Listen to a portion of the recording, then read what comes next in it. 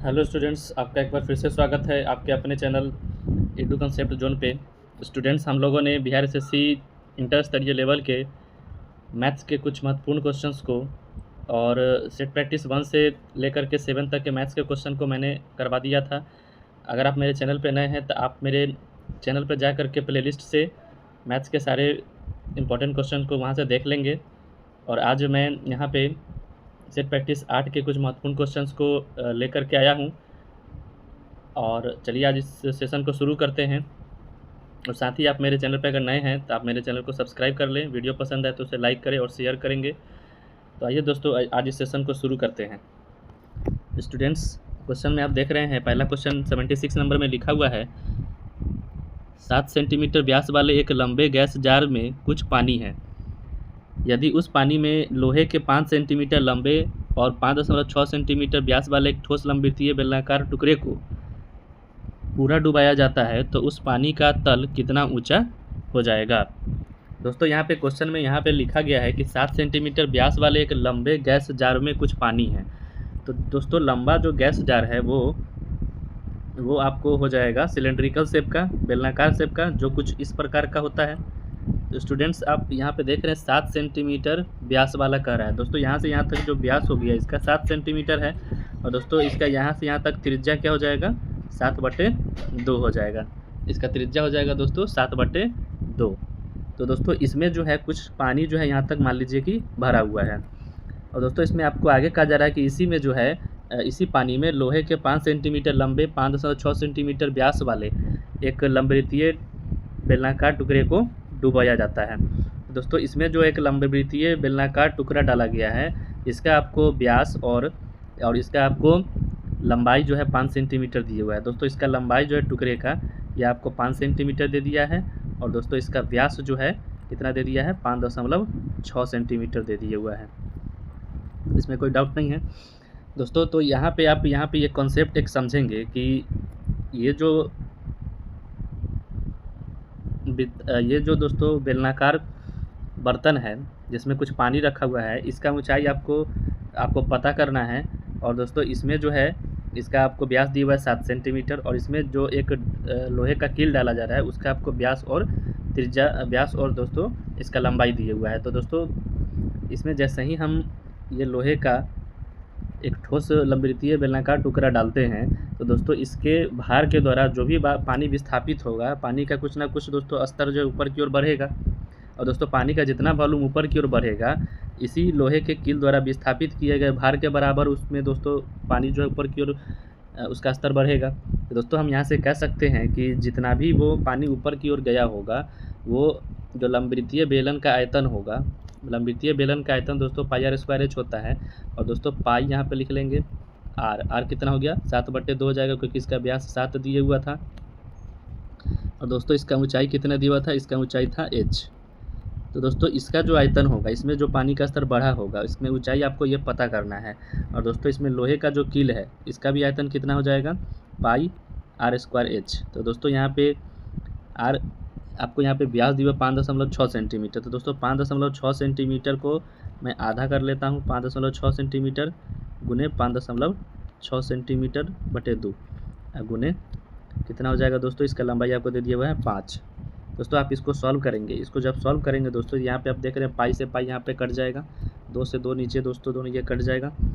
उसके बाद दोस्तों, ये 7 से ये 5.6 जो है दोस्तों 7 8 56, 0.8 से कटेगा। और ये भी दोस्तों आप काट लेंगे, यहाँ पे 0.8 से कट जाएगा।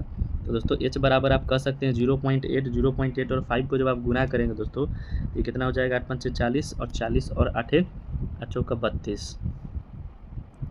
तो दोस्तों, कितना हो जाएगा, 320। और 2 अंक के पहले आप पॉइंट लगा लेंगे तो ये हो जाएगा 3.2। तो दोस्तों, ये जो हो जाएगा आपको 3.2 आ जाएगा। 3.2 सेंटीमीटर इसका करेक्ट आंसर हो जाएगा। ऑप्शन नंबर 1 इसका बिल्कुल ही करेक्ट आंसर हो जाएगा। चलिए दोस्तों, आशा करता हूँ ये क्वेश्चन आप समझ गए होंगे। आगे बढ़ते हैं क्वेश्चन नंबर 77 पे। स्टूडेंट्स, क्वेश्चन 77 में लिखा हुआ है, एक व्यापारी ने एक चीज़ का मूल्य इस तरह अंकित किया कि ताकि उसे 25% लाभ मिल सके, पर उसने उस मूल्य पर 16% छूट भी दी। तदनुसार उसका वास्तविक लाभ कितना होगा। तो दोस्तों, आप देख रहे हैं यहाँ पे आपको कह रहा है कि एक व्यापारी जो था एक चीज़ का मूल्य इस तरह अंकित करता है कि उसे 25% का लाभ मिल सके। तो दोस्तों आप देख रहे हैं यहाँ पे पहले 100 रहा होगा मूल्य, 25% लाभ मिलने का मतलब दोस्तों 125% हो जाएगा, ये 125 हो जाएगा 100 का सामान। दोस्तों उसके बाद कह रहा है कि उस पर जो उसको 16% छूट भी दिया गया। तो दोस्तों 100 का सामान है, अगर मैं 16% छूट दूँ तो इसको कितना में बेचा होगा? तो दोस्तों आप कह सकते हैं 84 में बेचा होगा। उसके बाद कह रहा है दोस्तों उसका वास्तविक लाभ कितना होगा। तो दोस्तों आप इसको काट लेंगे आपस में, 100 से 125 अगर काटेंगे तो 25 चौका 100, 25 पंचे 125 हो जाएगा। फिर यहाँ पे आप जब काटेंगे 4 से कट जाएगा, 4 से हो जाएगा दोस्तों ये 4, 25 चौका 100, ये 21 चौका 84। दोस्तों आप इसको क्रॉस भी काट सकते हैं। तो दोस्तों आप देख रहे हैं 4 से 21 तो नहीं कटेगा, 5 से 25 यहाँ कट जाएगा, 5 से ये 25 कट जाएगा दोस्तों, 5 टाइम्स 5 पचे 25। उसके बाद आप अगले स्टेप में क्या करेंगे, इसको गुना कर लेंगे। तो 4 और 5 को जैसे ही आप गुना करेंगे ये हो जाएगा 4 पंचे 20 अनुपात 21। तो दोस्तों आप देख रहे हैं कि 20 का सामान जो 21 में यहाँ पे बेचा जा रहा है तो कितना का दोस्तों लाभ हो रहा है। तो यहाँ पे दोस्तों आप कह सकते हैं एक का लाभ हो रहा है कितना पे, तो 20 पे। तो दोस्तों यहाँ पे आप 100% से गुना भी करेंगे अगर लाभ हानि निकालना है। तो 20 पंचे यहाँ पे आप काट सकते हैं, 20 पंचे 100 हो जाएगा। तो दोस्तों इसका करेक्ट आंसर आ जाएगा 5%, मतलब कि ऑप्शन नंबर 2 इसका बिल्कुल करेक्ट होगा। ऑप्शन में आप दोस्तों नंबरिंग सुधार लेंगे, ये 2 हो जाएगा, ये 3 हो जाएगा। तो 2 इसका बिल्कुल करेक्ट आंसर हो जाएगा। बढ़ते हैं अगले क्वेश्चन पे। दोस्तों अगला क्वेश्चन में लिखा हुआ है अंकित मूल्य पर 10% छूट देकर भी 20% लाभ प्राप्त करने के लिए उस वस्तु के लागत मूल्य में कितनी वृद्धि करनी होगी। तो दोस्तों आप देख रहे हैं यहाँ पे 10% छूट देने पर 20% का लाभ प्राप्त हो रहा है दोस्तों। तो यहाँ पे आप क्या करेंगे कि यहाँ पे आप दोस्तों सबसे पहले मार्क प्राइस लिख लेंगे। मार्क प्राइस अगर मैं यहाँ पे 100 इसको मान लेता हूँ दोस्तों, यहाँ पे 10% अगर छूट दूंगा तो ये सेलिंग प्राइस कितना हो जाएगा, सेलिंग प्राइस हो जाएगा 90। 10% छूट अगर देता हूँ 100 पे तो सेलिंग प्राइस 90 हो जाएगा। और 20% का लाभ अगर प्राप्त करना है दोस्तों तो यहाँ पे आप सब यहाँ पे CP निकाल लेंगे, क्रयमूल्य निकाल लेंगे। तो दोस्तों यहाँ पे क्रयमूल्य निकालने के लिए यहाँ पे मैं साइड में निकाल देता हूँ। क्रयमूल्य क्या हो जाएगा दोस्तों, क्रयमूल्य हो जाएगा दोस्तों 90 SP इंटू 100 अपॉन 20% दोस्तों लाभ मिल रहा है तो 120 हो जाएगा। इसको दोस्तों आप जब काटेंगे तो यहाँ पे 4 से कट जाएगा, 4 तिहाई 12 और 4 से कट जाएगा 25 चौका 100, 30 से ये कट जाएगा दोस्तों, 30 तिहाई 90 और ये कितना जाएगा 25 तिया 75। तो दोस्तों ये जो है क्रयमूल्य हो जाएगा इसका 75। तो दोस्तों आप देख रहे हैं क्वेश्चन में आगे पूछ रहा है इस वस्तु पर लागत मूल्य में कितनी वृद्धि करनी होगी।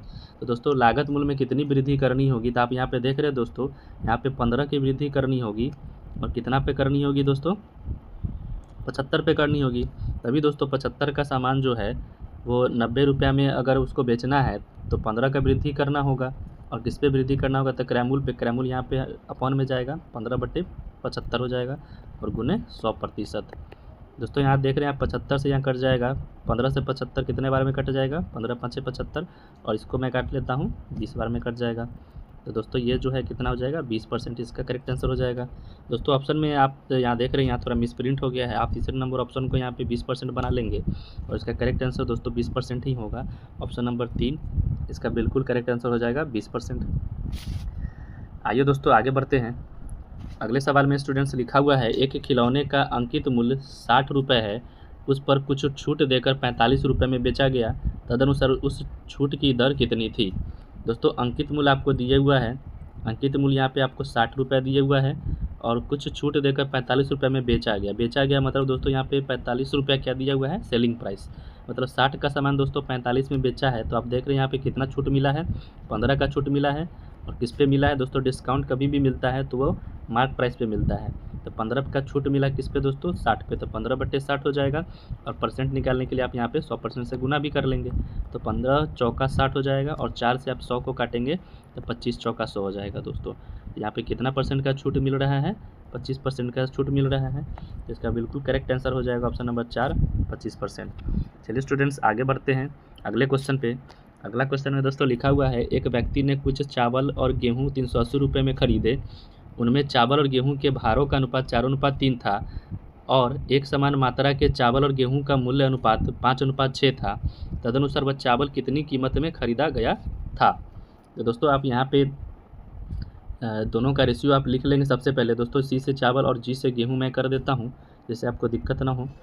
और दोस्तों यहाँ पे आप देख रहे हैं भारों का अनुपात, तो दोस्तों यहाँ पे आप लिख लेंगे भार का अनुपात आप यहाँ पे देख रहे हैं कि 4:3 दिया रखा है।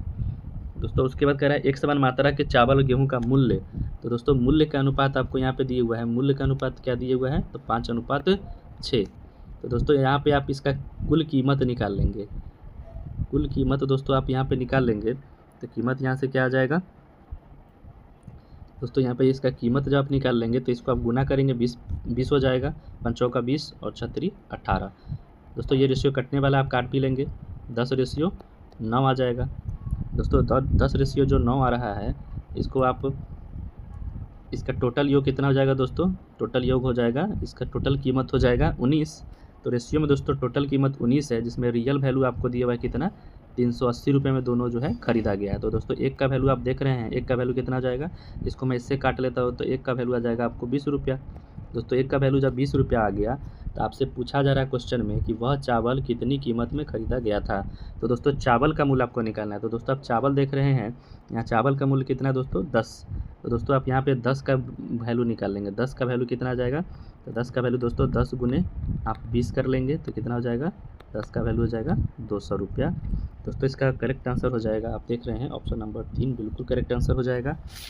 आइए स्टूडेंट्स आगे बढ़ते हैं अगले सवाल पे। अगला सवाल स्टूडेंट्स आप देख रहे हैं लिखा हुआ है 81 नंबर में 515/125 के घनमूल को सरलीकृत करें। दोस्तों 515 और 125 के घनमूल को आपको सरलीकृत करना है। तो घनमूल दोस्तों क्यूब रूट आपको यहाँ पे कहा जा रहा है निकालने के लिए, 515/125। तो दोस्तों आपको पता होना चाहिए कि 515 जो है वो 8 का घन है, 8 का क्यूब है, और 125 दोस्तों 5 का क्यूब है। तो दोस्तों इसका जैसे ही आप घन निकालेंगे आपका आंसर आपके सामने रहेगा। इसका करेक्ट आंसर आप देख रहे हैं ऑप्शन नंबर 3 बिल्कुल ही करेक्ट आंसर होगा। आइए चलिए आगे बढ़ते हैं स्टूडेंट्स आगे आप देख रहे हैं इस पूरे मान को आपको सरलीकृत करना है। तो स्टूडेंट्स यहाँ पे आप देख रहे हैं √225/64 लिखा हुआ है। तो दोस्तों 225 और 64 का आप रूट अंडर कर लेंगे। 225 दोस्तों 15 का ये वर्गमूल होता है और 64 दोस्तों 8 का वर्गमूल होता है, डिवाइडेड बाई 64/7 है दोस्तों। तो दोस्तों 64/7 में आप देख रहे हैं कि 64 का वर्गमूल मैं 8 लिख सकता हूँ और दोस्तों 7 का वर्गमूल यहाँ पे रूट अंडर 7 ही रह जाएगा क्योंकि 7 किसी का वर्गमूल नहीं है, मल्टीप्लाई बाई 2√7/2। तो दोस्तों यहाँ पे 2 से 2 कट जाएगा और √7 से √7 भी यहाँ पे कैंसिल आउट हो जाएगा। अगले स्टेप में क्या बचा? 15/8 और डिवाइड को जैसे मैं मल्टीप्लाई में बदलता हूँ तो ये हो जाएगा 1/8। 8 पलट जाएगा दोस्तों, 1/8 हो जाएगा। आगे इसको जब मैं सॉल्व करूँगा तो ये हो जाएगा दोस्तों 15/64। 15/64 हो जाएगा।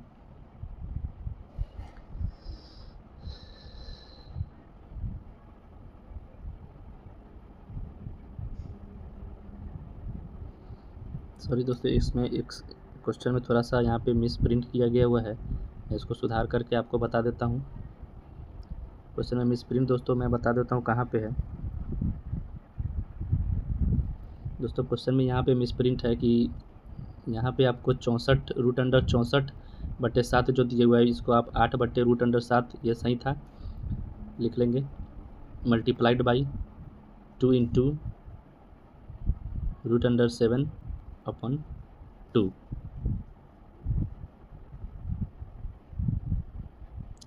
दोस्तों यहाँ पे आप देख रहे हैं कि 2 से 2 कैंसिल हो जाएगा और √7 से √7 कैंसिल हो जाएगा।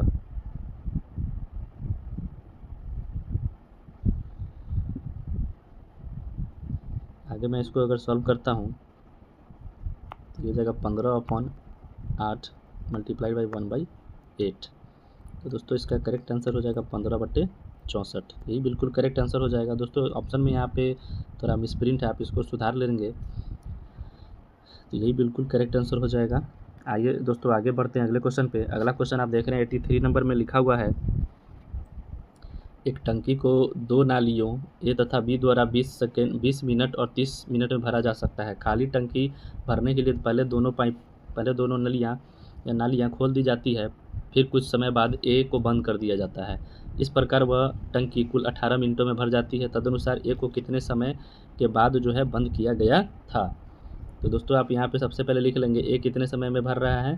तो दोस्तों ए जो है वो 20 मिनट में भर रहा है और बी कितने समय में भर रहा है, बी से 30 मिनट में भर रहा है। तो दोस्तों दोनों से आप टोटल वर्क निकाल लेंगे। टोटल वर्क यहाँ पे क्या आ जाएगा, 20 और 30 का मैं जब लसा लेता हूँ तो ये हो जाएगा 60। टोटल काम आप मान लेंगे यहाँ पे 60। तो दोस्तों यहाँ पे इन दोनों का क्षमता भी आप एक दिन का निकाल लेंगे। अगर ए 20 दिन में 60 काम करता है तो दोस्तों एक दिन में वो 20 तिहाई 60 3 काम करता होगा। उसी प्रकार बी अगर 30 दिन में 60 काम करता है तो बी जो है दोस्तों 30 दूना 60 एक दिन में 2 काम करता होगा। तो ए का क्षमता यहाँ पे 3 आ गया और बी का क्षमता यहाँ पे 2 आ गया। आगे दोस्तों कह रहा है कि खाली टंकी भरने के लिए पहले दोनों पाइप या दोनों नलियाँ खोल दी जाती है, फिर कुछ समय बाद ए को बंद कर दिया जाता है। तो दोस्तों यहाँ पे ए को बंद करने का बात कहा गया है और इस प्रकार टंकी कुल 18 मिनट में भर जाती है। तो दोस्तों टंकी को कुल भरने में लग जाता है 18 मिनट। तो दोस्तों यहाँ पे समझने वाली बात ये है कि अगर ए को बंद कर दिया गया है तो बी जो है दोस्तों जब तक टंकी भरा होगा 18 मिनट तक बी चला होगा। तो बी दोस्तों यहाँ पे 18 मिनट जो है वो अगर चला होगा तो बी का दोस्तों आप निकाल लेंगे कि बी जो है अपने 2 क्षमता से अगर 18 मिनट तक चला तो कितना कार्य किया। तो हम कह सकते हैं दोस्तों 18 दूना 36 काम किया। तो दोस्तों जो सेम काम बचा है शेष काम, वो शेष काम आप यहाँ पे निकाल लेंगे। शेष काम कितना बचा होगा दोस्तों, शेष काम बचा होगा 60 माइनस 36 काम अगर हो गया तो दोस्तों शेष काम बच गया यहाँ पे 24। दोस्तों यहाँ पे जो शेष काम 24 बचा है इस काम में दोस्तों ये एक का काम बचा होगा, क्योंकि 36 काम टोटल शुरू से अंत तक बी जो है अपना केवल 36 काम ये टोटल किया होगा और ये जो 24 काम बचा होगा इसी 24 काम में दोस्तों ये 24 काम करके फिर चला गया होगा। तो दोस्तों मैं अगर निकाल लेता हूँ ये जो है ये 24 काम अगर किया होगा अपने 3 के क्षमता से, यहाँ पे आप देख रहे हैं इसका क्षमता 3 का था, 3 के क्षमता से अगर किया होगा दोस्तों तो ये 8 मिनट तक ये 24 काम में रहा होगा और 8 मिनट के बाद चला गया होगा। तो दोस्तों आपसे यही पूछा जा रहा है कि ए जो है कितने समय के बाद बंद कर दिया गया था। तो दोस्तों ए जो है 8 मिनट तक भर करके उसको बंद कर दिया गया होगा। तो इसका ऑप्शन हो जाएगा करेक्ट 4 नंबर ऑप्शन हो जाएगा, 8 मिनट के बाद जो है ए को बंद कर दिया गया। आइए स्टूडेंट्स आगे बढ़ते हैं अगले सवाल पे। अगला सवाल स्टूडेंट्स लिखा हुआ है बी जितना कार्य एक दिन में करता है ए उसकी तुलना में आधा ज़्यादा कार्य कर सकता है। तदनुसार बी अकेला कोई कार्य 18 दिन में कर सकता हो तो वे दोनों मिलकर उस कार्य को कितने दिनों में कर सकते हैं। दोस्तों आप देख रहे हैं यहाँ पे ए और बी का बात किया गया है और यहाँ पे ए उसकी तुलना में मतलब बी की तुलना में दोस्तों ए जो है वो बी की तुलना में आधा ज़्यादा कार्य कर रहा है। तो अगर मैं बी को मान लेता हूँ 2, बी को अगर मैं 2 मान लेता हूँ तो दोस्तों ए जो है उससे आधा ज़्यादा कार्य कर रहा है। तो इसका मतलब ये 2 का आधा आप कह सकते हैं एक, तो एक ज़्यादा कार्य किया होगा। इसका मतलब कि ए जो है 2 1 3 कार्य किया होगा। तो दोस्तों इसका एफिशिएंसी जो आ जाएगा कार्य करने की क्षमता 3:2 आ जाएगा। उसके बाद दोस्तों आप देख रहे सवाल में लिख रहा है बी अकेले उस कार्य को 18 दिन में कर सकता है। तो यहाँ पे आप टोटल वर्क दोस्तों आप आराम से निकाल सकते हैं। बी अगर दोस्तों 18 दिन में उस कार्य को किया होगा तो दोस्तों बी जो है अपने 2 क्षमता से अगर वो 18 दिन तक कार्य हो गया उसके द्वारा तो दोस्तों टोटल कार्य आप कह सकते हैं कि टोटल कार्य जो है 36 रहा होगा। और दोस्तों इसी 36 टोटल कार्य को दोनों मिलकर अब कितना दिन में करेगा ये आपसे पूछ रहा है। तो दोस्तों ए प्लस बी मिल करके इस 36 कार्य को अपने क्षमता से कार्य करेगा। तो दोस्तों ए का क्षमता 3 और बी का क्षमता 2, तो मिला करके टोटल क्षमता हो जाएगा इसका 5 का। तो दोस्तों 5 की क्षमता से अगर ये कार्य करेगा तो दोस्तों आप कह सकते हैं कि 36/5 हो जाएगा। आप इसको अगर फ्रैक्शन वैल्यू में तोड़ते हैं मिक्स फ्रैक्शन में तो 5 7 35 एक 36/5 इतना दिन का समय लेगा, जो कि दोस्तों आपको मिक्स फ्रैक्शन में नहीं दिया है, पूर्णांक में नहीं दिया है, 36/5 ही आपको ऑप्शन में दिया हुआ है। तो करेक्ट ऑप्शन हो जाएगा ऑप्शन नंबर 4, बिल्कुल करेक्ट ऑप्शन हो जाएगा इसका। आइए दोस्तों अगले क्वेश्चन पे बढ़ते हैं। अगला क्वेश्चन स्टूडेंट्स आप देख रहे हैं एक त्रिभुज जिसकी भुजाएं 9 सेंटीमीटर 12 सेंटीमीटर तथा 15 सेंटीमीटर लंबी है कि अंतःवृत्त की त्रिज्या कितनी होगी। तो दोस्तों सबसे पहले आप देखिए कि यहाँ पे 9 सेंटीमीटर भुजा, 12 सेंटीमीटर भुजा और 15 सेंटीमीटर भुजा एक त्रिभुज की दी गई है। तो ये त्रिभुज कौन सा है ये सबसे पहले आप ये पता करेंगे। तो दोस्तों यहाँ पे मैं 9 लिख देता हूँ, 12 लिख देता हूँ, 15 लिख देता हूँ। अगर दोस्तों इसमें ट्रिपलेट अगर लग जाता है तो ये समकोण त्रिभुज होगा। तो दोस्तों ट्रिपलेट के लिए आप इसको काट सकते हैं, काट करके आप पता कर सकते हैं, 3 से कट जाएगा, 3 तिहाई 9, 3 चौका 12, 3 पाँचे 15। तो दोस्तों 3 4 5 जो है एक ट्रिपलेट संख्या होता है। तो दोस्तों हम कह सकते हैं कि ये जो त्रिभुज होगा ये एक समकोण त्रिभुज होगा और इसके अंतःवृत्त की त्रिज्या बताना दोस्तों, अंतःवृत्त इसके सभी भुजाओं को छूता हुआ होगा। तो दोस्तों इसकी भुजाएं जो है ये 15 हो जाएगा, इसको आप 9 बोल दीजिए और इसको आप 12 मान लीजिए। तो दोस्तों इसके अंतःवृत्त की त्रिज्या मतलब कि स्मॉल आर आपको यहाँ पे पता करना है। तो दोस्तों अंतःवृत्त समकोण त्रिभुज के अंतःवृत्त की त्रिज्या का फार्मूला होता है दोस्तों, आप इसमें एरिया ऑफ ट्रायंगल निकाल लेंगे और इसका semi perimeter upon semi perimeter इसका फार्मूला होता है। तो दोस्तों एरिया जब आप निकालेंगे तो किसी भी त्रिभुज का क्षेत्रफल 1/2 गुने आधार गुने ऊंचाई होता है। तो यहाँ पे आप लिख सकते हैं 1/2 गुने आधार हो गया 12 और ऊंचाई इसका हो गया दोस्तों 9। आधार हो गया 12, ऊंचाई हो गया 9 अपॉन सेमी पेरीमीटर। दोस्तों सेमी पेरीमीटर क्या होता है, यहाँ पे मैं आपको साइड में निकाल के बता देता हूँ। सेमी पेरीमीटर तीनों त्रिभुज के भुजाओं का योग, मतलब कि 9 जोड़ 15 जोड़ 12 अपॉन में हो जाएगा 2। दोस्तों इसको आप जब सॉल्व करेंगे तो हो जाएगा 12 15 27 और 27 में अगर मैं 9 जोड़ देता हूँ तो ये हो जाएगा दोस्तों 36। तो 36/2 मतलब कितना आ जाएगा दोस्तों सेमी पेरीमीटर 18। तो दोस्तों 18 से आप यहाँ पे भाग भी दे देंगे तो ये कितना हो जाएगा दोस्तों, 2 से अगर मैं 12 को काट लूँ तो हो जाएगा 6 और 6 से दोस्तों अगर मैं इसको काट लेता हूँ तो कितना हो जाएगा 6 3 18 और 3 से 9 कट जाएगा 3 बार में। तो दोस्तों आप कह सकते हैं यहाँ से कि सेमी पेरीमीटर सॉरी दोस्तों इसमें कह सकते हैं आप कि इसके समकोण त्रिभुज के अंतःवृत्त की त्रिज्या का मान कितना आ गया 3 सेंटीमीटर। तो इसका करेक्ट आंसर हो जाएगा दोस्तों 3 सेंटीमीटर, मतलब कि ऑप्शन नंबर 3। चलिए स्टूडेंट्स आगे बढ़ते हैं अगले सवाल पे। अगला सवाल स्टूडेंट्स आप देख रहे हैं कि एक मेज 1140 रुपये में बेचने पर एक व्यक्ति को 5% हानि होती, तदनुसार उसे 5% लाभ के लिए वह मेज कितने में बेचनी चाहिए। तो दोस्तों आप देख रहे हैं 5% हानि हो रहा है बेचने पर। तो दोस्तों 5% अगर हानि हो रहा है तो 100 का सामान वो 95% में बेचा होगा, जिसका वैल्यू दोस्तों आपको दे रहा है 1140 रुपया। 95% का वैल्यू हो गया 1140। तो दोस्तों कह रहा है आगे कि 5% लाभ में अगर उसको बेचना होगा तो कितना में उस मेज को जो है उसका बिक्री मूल्य कितना हो जाएगा। तो दोस्तों 5% अगर लाभ पाना है तो 105% में उसको बेचना पड़ेगा। तो दोस्तों आप यहाँ से 105% का वैल्यू पता करेंगे, इसको आप लिख सकते हैं 1140/95 और गुना हो जाएगा 105। दोस्तों आप यहाँ पे काट लेंगे 19 से यहाँ पे कट जाएगा 19 5 95 और दोस्तों 19 से यहाँ पे आप काट लेंगे 19 छक हो जाएगा दोस्तों 114 तो हो जाएगा दोस्तों 60। इसको जब आप आगे काटेंगे तो हो जाएगा 12। तो दोस्तों आप यहाँ पे देख सकते हैं इसको मैं 12 और 105 को मैं गुना कर दूँ, 12 पंचे 60 और 12 इकाई 12 हो जाएगा, मतलब कि दोस्तों इसका करेक्ट आंसर हो जाएगा 1260, मतलब ऑप्शन नंबर 1। आइए स्टूडेंट्स अगले क्वेश्चन पे बढ़ते हैं। अगला क्वेश्चन 87 नंबर में लिखा हुआ है किसी वस्तु के विक्रय मूल्य या बिक्री मूल्य में 12 रुपये की कमी से उसका 5% संभावित लाभ 2.5% हानि में बदल जाएगा, तदनुसार उस वस्तु का लागत मूल्य कितना है। तो दोस्तों 12 रुपये की अगर कमी कर देते हैं तो 5% जो लाभ होने वाला होगा वो 2.5% का हानि होने लगेगा। कब, जब 12 रुपये की उसमें बिक्री मूल्य में कमी कर दी जाती है। तो दोस्तों यहाँ पे आप देख रहे हैं 5% लाभ और 2.5% हानि। तो 5% लाभ और 2.5% हानि मतलब कुल कितने प्रतिशत हो गया दोस्तों। तो कुल आप दोस्तों इसको कह सकते हैं 7.5%। ये ऐसा कब हो रहा है, जब 12 रुपये कम में उसको बेचा जा रहा है। तो 7.5% का वैल्यू 12 रुपया होगा। तो दोस्तों आप यहाँ से कह सकते हैं, यहाँ से आप दोस्तों कह सकते हैं 7.5 को मैं यहाँ पे लिख सकता हूँ 15/2।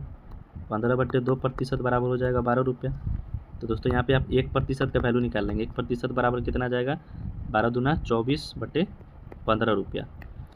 दोस्तों कह रहा है कि उस वस्तु का लागत मूल्य कितना होता है। लागत मूल्य कभी भी दोस्तों 100% होता है। आप यहाँ से 100% का वैल्यू निकालेंगे तो 24/15/100। दोस्तों आप इसको सॉल्व जब करेंगे तो ये कट जाएगा 5 से, 5 दिए 15, 20 पंचे 100, 3 से आप 24 को काट लेंगे, 3 8 24। दोस्तों 8 और 20 को मल्टीप्लाई अगर मैं कर दूं तो कितना हो जाएगा, 8 दूना 16, मतलब कि 160। तो दोस्तों इसका लागत मूल्य कितना रहा होगा, 160 रुपया रहा होगा, मतलब ऑप्शन नंबर 2 इसका करेक्ट आंसर हो जाएगा। आइए स्टूडेंट्स अगले क्वेश्चन पे चलते हैं। अगला क्वेश्चन में लिखा हुआ है स्टूडेंट्स, एक व्यक्ति 20% वेतन वृद्धि प्राप्त होने पर उसका वेतन 24,000 रुपये हो गया, तदनुसार उसका पूर्व वेतन कितना था। तो दोस्तों 20% जब वृद्धि हुआ मतलब पहले दोस्तों 100 रहा होगा, अब 20% वृद्धि हो गया, इसका मतलब 120 हो गया। तो दोस्तों 120% का वैल्यू ही आपको दे रहा है कि वृद्धि होने के बाद हो गया कितना रुपया, 24,000 रुपया। तो दोस्तों 24,000 रुपये 120% का वैल्यू हो गया। तो वृद्धि होने से पूर्व उसका वेतन कितना था, तो 100% रहा होगा पहले। तो दोस्तों आप यहाँ पे देख रहे हैं ये इसका कितना गुना है, तो आप यहाँ पे कर सकते हैं 12 दूना 24 और 00 200 गुना हो जाएगा। तो यही काम आप यहाँ पे कर लेंगे। अगर मैं इसमें भी 200 से गुना कर दूँ तो दोस्तों यहाँ पे 2 पे कितना आ जाएगा, 1 2 3 4 4 0, मतलब कि 20,000 रुपया उसका पूर्व वेतन रहा होगा। ऑप्शन नंबर 1 इसका करेक्ट आंसर हो जाएगा।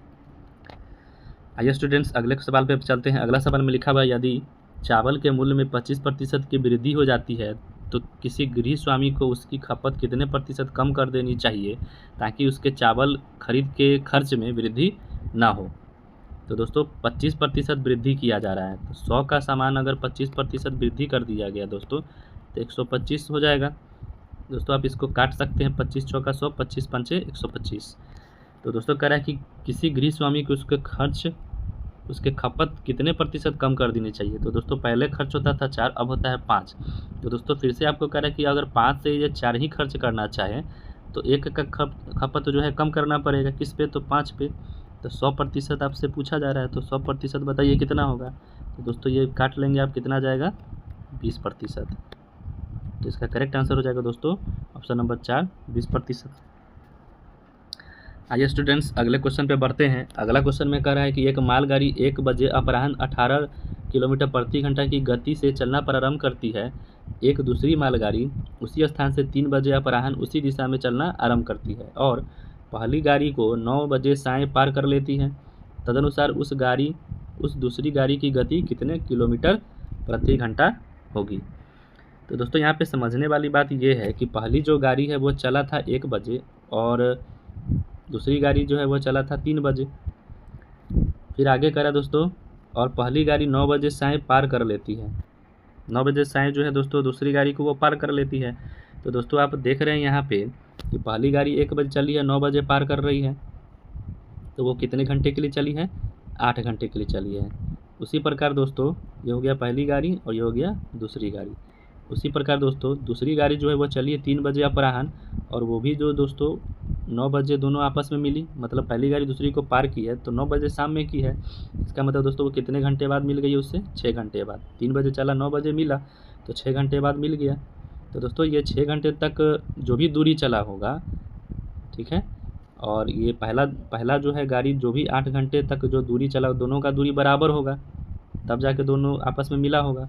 तो दोस्तों पहली के द्वारा चली गई दूरी, तो दूरी बराबर हम लोग जानते हैं दोस्तों, दूरी बराबर क्या होता है, स्पीड इनटू टाइम। दूरी बराबर होता है स्पीड इनटू टाइम। तो दोस्तों इसका टाइम जो है पहली जो गाड़ी थी वो 8 घंटा लिए है और इसका दोस्तों चाल कितना था, 18।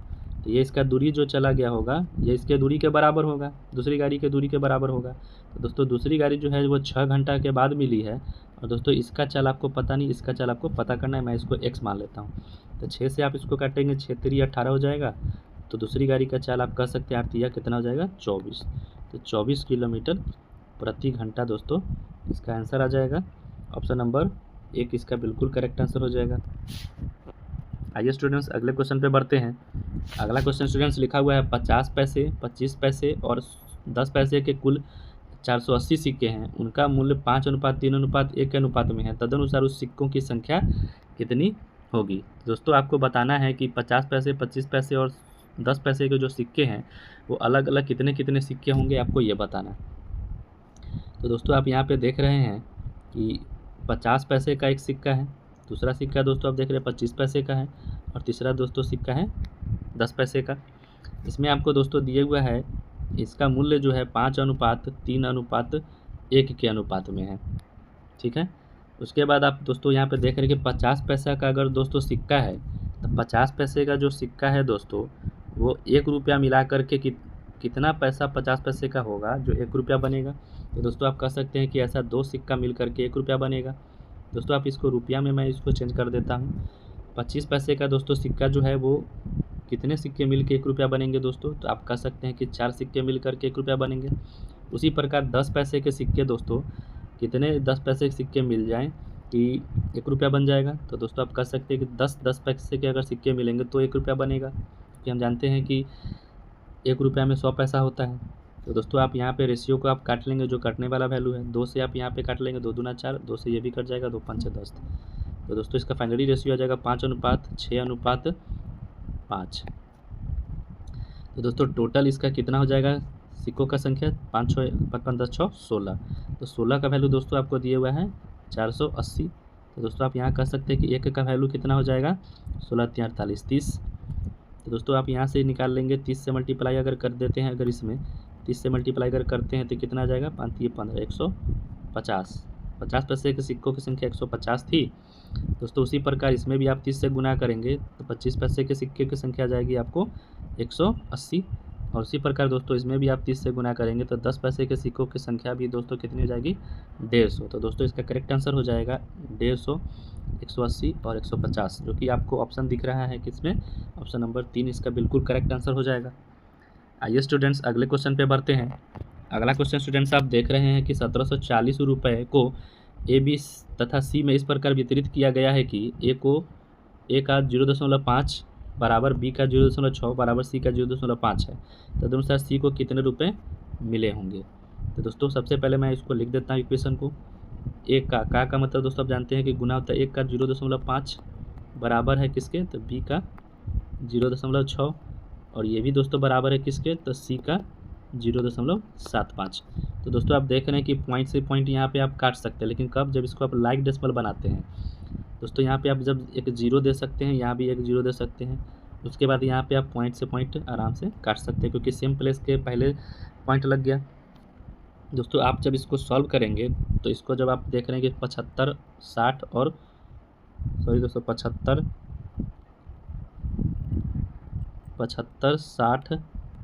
60 और 50, इसको आप काट सकते हैं 5 से मैं अगर काट दूँ तो ये दोस्तों हो जाएगा 10 5 50, 12 5 60 और ये हो जाएगा 15 5 75। तो दोस्तों आप यहाँ पे लिख सकते हैं इसको फ्रेश, अगर मैं लिख देता हूँ तो 10A बराबर हो जाएगा 12B और बराबर हो जाएगा किसके, तो 15C हो जाएगा। तो दोस्तों मैं इसे यहाँ पे कुछ मान लेता हूँ। तो दोस्तों मैं यहाँ पे अगर इसको के मान लेता हूँ तो एक बार मैं यहाँ पे 10A को जो है के बराबर अगर करता हूँ तो ए का वैल्यू, बी का वैल्यू और सी का वैल्यू यहाँ पे अब मैं लिख सकता हूँ। ए का वैल्यू कितना आ जाएगा k/10 अनुपात 12B जो है के बराबर अगर मैं करता हूँ तो बी का वैल्यू कितना आ जाएगा दोस्तों, k/12 हो जाएगा। उसी प्रकार दोस्तों 15C को अगर मैं के बराबर करता हूँ तो सी का वैल्यू कितना आ जाएगा, k/15 हो जाएगा दोस्तों। यहाँ से आप काट सकते हैं के और के आप काट सकते हैं ऊपर ही। उसके बाद दोस्तों यहाँ पे आप ए का वैल्यू अगर लिखते हैं तो दोस्तों ए का जो वैल्यू है वो आप थोड़ा देर के लिए इसको नेगलेक्ट करेंगे और 12 और 15 को गुना करेंगे। तो दोस्तों 12 15 को अगर गुना करते हैं तो ये हो जाएगा 180 अनुपात बी का दोस्तों आप निकालते हैं तो बी का इग्नोर करके आप 10 और 15 को गुना करते हैं तो ये हो जाएगा दोस्तों 150। उसी प्रकार सी के वैल्यू का अगर आप निकालते हैं तो सी के वैल्यू को थोड़ा देर के लिए इग्नोर करिए, यहाँ पे 10 और 12 को गुना करेंगे तो हो जाएगा 120। दोस्तों यहाँ पे अगर काटिएगा आप तो ये हो जाएगा 0 से 0 कैंसिल हो जाएगा तीनों में दोस्तों ये तीनों वैल्यू 3 से कटने वाला, 3 6 18, 3 5 15 और 3 6 12, 6:5:4 आएगा। तो दोस्तों अनुपात में टोटल अनुपात इसका हो जाएगा, अनुपात में टोटल कितना आ जाएगा 6 5 11 4 15। तो दोस्तों 15 का जो वैल्यू हो जाएगा यहाँ पे आप देख सकते हैं 1740 रुपये हो जाएगा। तो दोस्तों एक का वैल्यू आप कह सकते हैं यहाँ से 116, एक का वैल्यू 116 आ गया। आपसे पूछ रहा है दोस्तों सी का हिस्सा कितना होगा। तो दोस्तों आप देख रहे हैं कि सी कितना के अनुपात में है, तो 4 के अनुपात में है। तो दोस्तों 4 का वैल्यू मैं इधर लिख देता हूँ। 4 का वैल्यू कितना आ जाएगा 116 को जब 4 से आप गुना करेंगे तो ये हो जाएगा दोस्तों 464 रुपया। इस क्वेश्चन का बिल्कुल करेक्ट आंसर हो जाएगा ऑप्शन नंबर 4। चलिए स्टूडेंट्स आगे बढ़ते हैं अगले क्वेश्चन पे। अगला क्वेश्चन 93 नंबर में लिखा हुआ है 6 मेज़ें और 12 कुर्सियाँ 7800 रुपये में खरीदी गई है। यदि एक मेज़ का औसत मूल्य 750 रुपये हो तो एक कुर्सी का औसत मूल्य कितना होगा। तो दोस्तों आप देख रहे हैं यहाँ पे 6 मेज़ मतलब 6M मैं लिख देता हूँ प्लस 12 कुर्सियाँ। दोस्तों 12 कुर्सी के लिए 12 के लिख देता हूँ। इन दोनों का कुल मूल्य जो है कितना में ख़रीदा गया है, 7800 में ख़रीदा गया है। 7800 में ख़रीदा गया है दोस्तों, 7800 में ख़रीदा गया है। और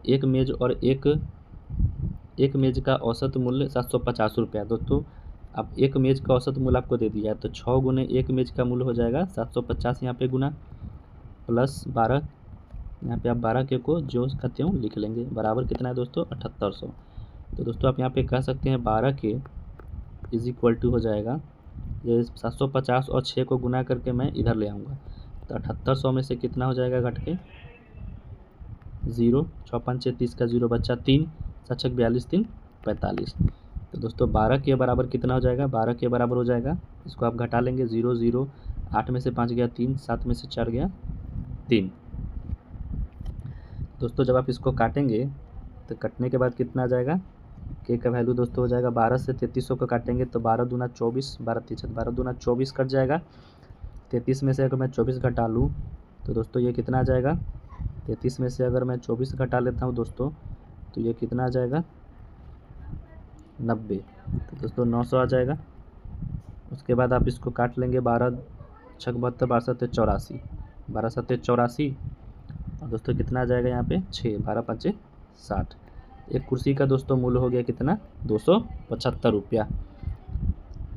आइए स्टूडेंट्स अगले क्वेश्चन पे बढ़ते हैं। अगला क्वेश्चन में लिखा हुआ है एक कक्षा में 25 छात्रों का औसत भार 50 केजी है।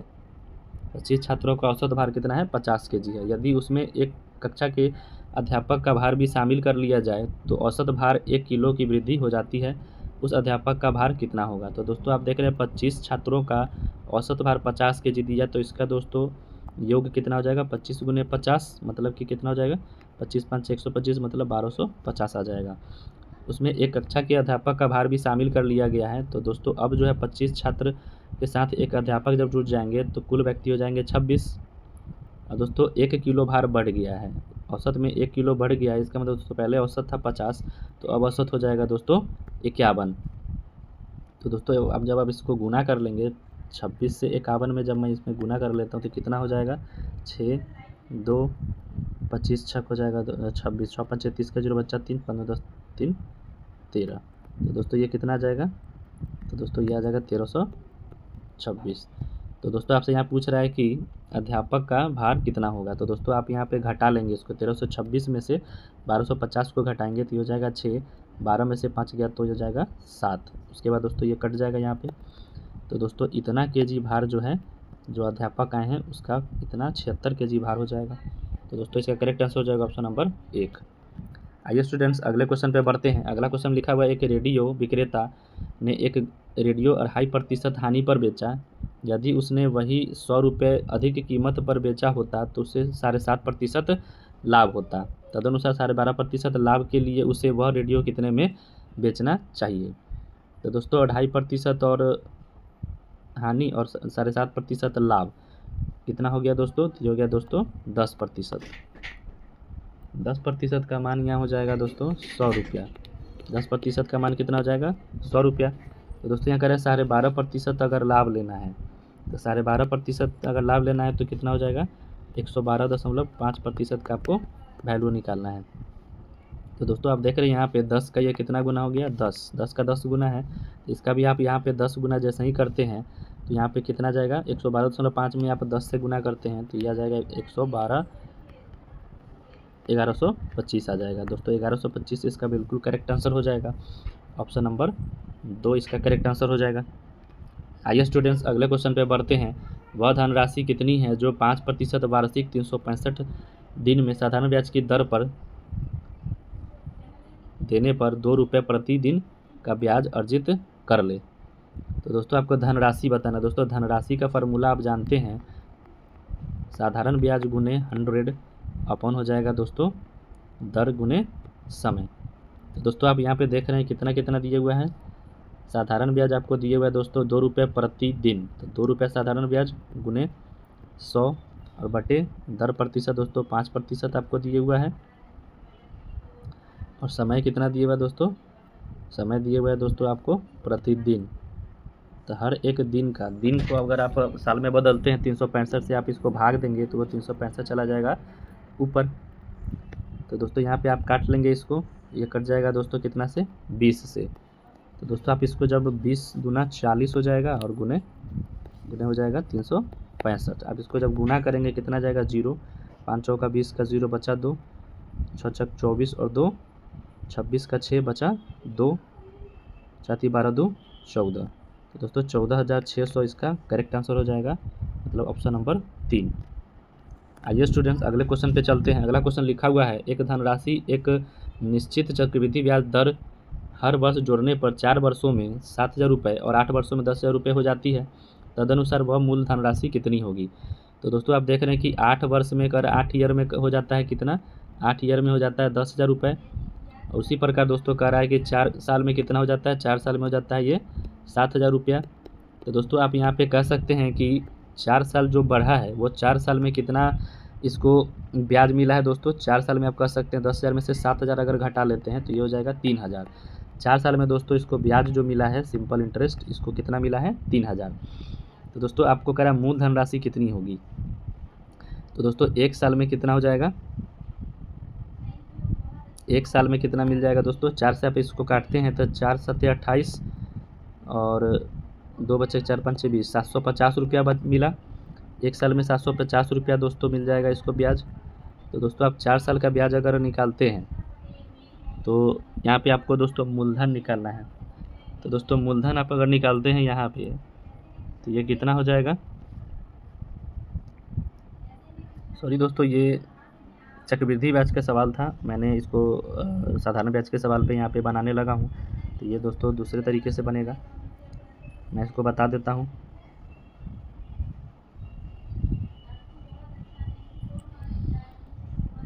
दोस्तों यहाँ पे आप देख रहे हैं कि 8 वर्षों में इतना हो जाता है। तो दोस्तों ये 10,000 रुपये हो जाता है कितने वर्षों में, 8 वर्षों में। तो यहाँ पे हो जाएगा दोस्तों P/1 + R/100⁴ दोस्तों दूसरा आपको दिया हुआ है कि 7,000 रुपये हो जाता है कितने वर्षों में, P/1 + R/100⁴। तो दोस्तों ये पहला इक्वेशन हो गया और ये दूसरा इक्वेशन आप मान लेंगे।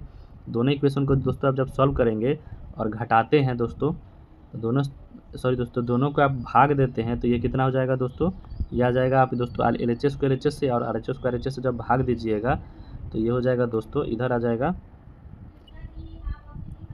जाएगा दोस्तों आपको 1000 से जब 7,000 में भाग देते हैं तो ये बच जाएगा कितना, 10/7 बराबर इधर कितना आ जाएगा दोस्तों, P से P कैंसिल हो जाएगा तो 1 + R/100 और 8 पावर में से 4 पावर घट जाएगा तो ये 4 बचेगा। तो दोस्तों यही वैल्यू जो है यही वैल्यू आप पुट करेंगे इक्वेशन नंबर 2 में। इक्वेशन 2 में अगर जब आप इस वैल्यू को पुट करते हैं तो ये कितना आ जाएगा, 7,000 बराबर हो जाएगा दोस्तों, इस पूरे का मान आपको 10/7 दिया है तो P आप लिख लेंगे 10/7। मैं इस वैल्यू में पुट कर रहा हूँ दोस्तों, तो 10/7 मैं इस पूरे के जगह पे रख रहा हूँ तो ये P × 10/7 हो जाएगा। 10 से आप 1 0 काट सकते हैं। तो दोस्तों क्रॉस मल्टीप्लाई करने पे 700 को अगर मैं 7 से क्रॉस मल्टीप्लाई कर दूँ तो दोस्तों ये हो जाएगा 4900। इसका मूलधन आ जाएगा आपको 4900, मतलब ऑप्शन नंबर 2 इसका बिल्कुल करेक्ट आंसर हो जाएगा। आइए दोस्तों आगे बढ़ते हैं अगले क्वेश्चन पे।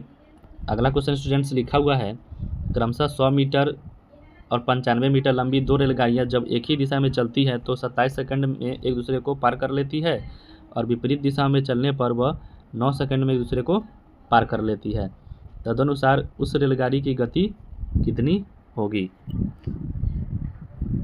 दोस्तों आप देख रहे हैं यहाँ पे लिखा हुआ है 100 मीटर और 95 मीटर, 100 मीटर 95 मीटर की लंबी 2 रेलगाड़ियाँ हैं और एक ही दिशा में चलती है तो 27 सेकंड में एक दूसरे को पार कर लेती है। तो दोस्तों दोनों जो है, दोनों का लंबाई जो होगा वही कुल दूरी होगा। तो दोस्तों कुल दूरी यहाँ पे हो जाएगा 195। तो दोस्तों दूरी बराबर आप जानते हैं समय गुने चाल हो जाता है। तो दोस्तों दूरी बराबर आपको यहाँ पे कह सकते हैं समय गुने चाल। तो दोस्तों यहाँ पे दोनों एक ही दिशा में चल रहा है तो दोनों का जो है, दोनों एक ही दिशा में दोस्तों जब चल रहा है तो यहाँ पे दोनों का चाल क्या हो जाएगा, दोनों का चाल यहाँ पे घट जाएगा। तो x - y लिख देता हूँ और गुने कितना हो जाएगा 27, क्योंकि यह 27 सेकंड में दूसरे को पार किया है। और दोस्तों यही लंबाई जो है, यही लंबाई रेलगाड़ी का अब विपरीत दिशा में चल रहा है। दोस्तों विपरीत दिशा में क्या हो जाएगा, दोनों का चाल जुट जाएगा। दोनों का चाल अगर जुटेगा तो ये कितना समय ले रहा है, 9 सेकंड का समय ले रहा है दोस्तों। तो दोस्तों आप यहाँ पे से कर सकते हैं, ये पहला इक्वेशन अगर मैं मान लेता हूँ, ये दूसरा इक्वेशन मान लेता हूँ, तो यहाँ पर से आप देख ले LHS बराबर है तो यहाँ पे मैं RHS को बराबर कर सकता हूँ। RHS को मैं बराबर करूँगा तो ये हो जाएगा x माइनस वाई इंटू 27 बराबर हो जाएगा दोस्तों x प्लस वाई इंटू 9। तो दोस्तों 9 से इसको काट लेता हूँ, 9 × 27 और 3 से जब आप गुना करेंगे 3x माइनस हो जाएगा 3y इज इक्वल टू कितना जाएगा दोस्तों, इधर बच गया x प्लस वाई। 3x को मैं इधर ले जाता हूँ दोस्तों, तो 3x में से घट जाएगा तो ये जाएगा 2x और माइनस 3y को इधर ले जाता हूँ तो दोस्तों ये हो जाएगा 4y हो जाएगा। तो दोस्तों यहाँ पे x का वैल्यू आप कह सकते हैं 2 से यहाँ पे मैं काट लेता हूँ, 2 बार में कटेगा तो x अपॉन वाई हो जाएगा दोस्तों कितना 2/1। तो दोस्तों x बटे वाई का वैल्यू हो गया 2/1। तो दोस्तों यहाँ पर आप देख सकते हैं 2/1 जब हो गया तो दोस्तों एक दिशा में जब चलेगा तो ये हो जाएगा दोस्तों x माइनस वाई का वैल्यू कितना आ जाएगा, 2 में से 1 में घटा लूँगा तो ये हो जाएगा 1। और दोस्तों एक विपरीत दिशा में चलेगा तो ये हो जाएगा 2 और 1 मैं जोड़ लेता हूँ तो ये हो जाएगा 3। तो दोस्तों x बटे वाई का वैल्यू आ गया आपको 2:1। तो दोस्तों इस अनुपात में आप जैसे आप पहला का निकालते हैं, अगर पहले का चाल तो दोस्तों यहाँ पे हो जाएगा, मैं इधर बना देता हूँ। तो दोस्तों दोनों का जो है कुल दूरी हो जाएगा 195। 195 100 को 95 मैं जोड़ देता हूँ 195 हो जाएगा। और यहाँ पे हो जाएगा दोस्तों ये कितने समय में चला है तो 27। तो दोस्तों यहाँ पे अगर मैं चाल को मीटर पर सेकंड में है, किलोमीटर प्रति घंटा में यहाँ पे आपसे ऑप्शन में पूछा जा रहा है, 18/5 से आप यहाँ पे गुना कर लेंगे। तो दोस्तों इसको काट लेते हैं तो 5 × 3 = 15, 5 × 9 = 45 हो जाएगा। दोस्तों आप जब यहाँ पे इसको काटते हैं तो 9 से कटेगा 9 दूना 18, 9 से कटेगा 9 × 3 = 27। इसको आप अगर काटते हैं तो 13 × 3 = 39। तो ये कितना जाएगा दोस्तों 13 दूना 26 किलोमीटर प्रति घंटा। तो दोस्तों आप देख रहे हैं कि एक ही ऑप्शन में आपको 13 दूना 26 किलोमीटर प्रति घंटा आप एक ही ऑप्शन में देख पा रहे हैं, ऑप्शन नंबर 2 में। दोस्तों आप दूसरे का निकालिएगा तो 52 किलोमीटर प्रति घंटा आ जाएगा उसका आंसर। तो इसका करेक्ट आंसर हो जाएगा ऑप्शन नंबर 2। आगे बढ़ते हैं स्टूडेंट्स अगले क्वेश्चन में। अगला क्वेश्चन दोस्तों स्टूडेंट्स ये आप लोग जो है अपने घर से ट्राई करके आइएगा, मैं अगले सेट प्रैक्टिस को जब लाऊंगा तो ये क्वेश्चन को आपको सॉल्व करूंगा। चलिए स्टूडेंट्स आगे बढ़ते हैं अगले क्वेश्चन पे। अगला क्वेश्चन 100 नंबर में लिखा हुआ है, यदि एक निश्चित धनराशि साधारण ब्याज पर 3 वर्षों में 1250 और 8 वर्षों में 1600 रुपये हो जाती है तो धनराशि कितनी हो जाएगी। तो दोस्तों यहाँ पे आप देख रहे हैं 8 वर्षों में कितना हो जाता है 1600 रुपये, 8 वर्षों में 1600 रुपये हो जाता है। और उसी प्रकार दोस्तों 3 वर्षों में कितना हो जाता है, तो दोस्तों 3 वर्षों में ये हो जाता है, मैं इसको फिर से फ्रेश करके लिख देता हूँ। तो दोस्तों आप देख रहे हैं यहाँ पे ये 3 वर्षों में कितना हो जाता है, 3 वर्षों में हो जाता है ये 1250 रुपये। तो दोस्तों यहाँ पे आप देख रहे हैं कि 5 वर्षों में कितना का ब्याज मिल रहा है। तो दोस्तों यहाँ पे 5 वर्षों में ये ब्याज कितना का मिल जाएगा इसको, तो दोस्तों 5 वर्षों में कितना का ब्याज मिल जाएगा, तो इसको आप घटा लेंगे। यहाँ पे कितना आ जाएगा, घटाने के बाद ये आ जाएगा 0। ये हो जाएगा दोस्तों 10 में से 5 गया तो 5 और 5 में से 2 गया तो 3, 350 रुपये का। तो दोस्तों 1 वर्ष का आप साधारण ब्याज निकाल लेंगे तो ये हो जाएगा दोस्तों कितना 70। तो दोस्तों 1 वर्ष का साधारण ब्याज कितना आ गया 70 और 5 वर्ष का साधारण ब्याज कितना था, तो दोस्तों 5 वर्ष का साधारण ब्याज था ये 5 वर्ष का साधारण ब्याज था 350। तो दोस्तों आप या तो 8 वर्ष का साधारण ब्याज निकाल लीजिए या तो 3 वर्ष का साधारण ब्याज निकाल लीजिए। तो दोस्तों 3 वर्ष का साधारण ब्याज निकाल लेंगे तो कितना हो जाएगा, ये 70 को 3 से गुना करूँगा तो ये हो जाएगा दोस्तों 210 रुपये। तो दोस्तों 210 रुपये जो है ये 3 वर्ष का साधारण ब्याज आया। तो दोस्तों ये 3 वर्ष का हो गया आपको अमाउंट और ये तीन वर्ष का हो गया दोस्तों ये साधारण ब्याज। तो दोस्तों 3 वर्ष के आप हिसाब से आप निकाल लेंगे मूलधन कितना हो जाएगा दोस्तों, तो 3 वर्ष का ब्याज में से अगर 1250 में से अगर मैं 3 वर्ष के ब्याज को घटा लेता हूँ, मिश्रधन में से अगर मैं ब्याज को घटा लेता हूँ तो ये कितना हो जाएगा दोस्तों, ये आप घटा लेंगे 0 हो जाएगा 4 और ये हो जाएगा दोस्तों 10, 12 में से 2 गया और तो 10। तो दोस्तों 3 वर्ष का यहाँ पे ब्याज आ गया, या आप ये कह सकते हैं दोस्तों इसका जो धनराशि जो है ये कितना गया 1040 रुपये, मतलब ऑप्शन नंबर 3 इसका बिल्कुल ही करेक्ट आंसर हो जाएगा। तो दोस्तों आज का ये सेशन यहीं पे ख़त्म होता है। दोस्तों अगर ये वीडियो पसंद आया होगा तो आप इसे अपने दोस्तों के साथ यहाँ पे शेयर कीजिए, वीडियो को ज़्यादा से ज़्यादा दोस्तों लाइक कीजिए और हमारे चैनल में दोस्तों बने रहिए। और मैं आगे सेट प्रैक्टिस 9 के इसी प्रकार के कुछ महत्वपूर्ण मैथ्स के क्वेश्चन को लेकर के आऊँगा। तब तक के लिए दोस्तों धन्यवाद।